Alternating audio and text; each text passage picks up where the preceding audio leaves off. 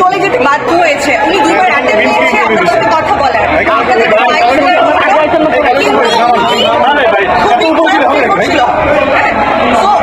চলে গেছে। এই জন্য আমরা জোর করে আটকাতে পারিনি। আপু আপনি বলেছেন যে আমি বলেছি বাইক দিয়ে যাবে এবং উনি বাইক দেওয়ার জন্যই প্রিপারেশন নিয়েছে।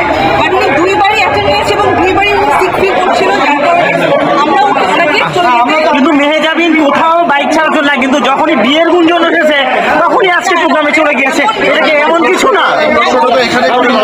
না না ভাইয়া, আমি তো আবারও আমাদের সাংবাদিক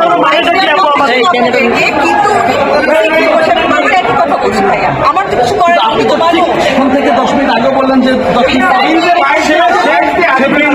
বাইক দিতে পারলো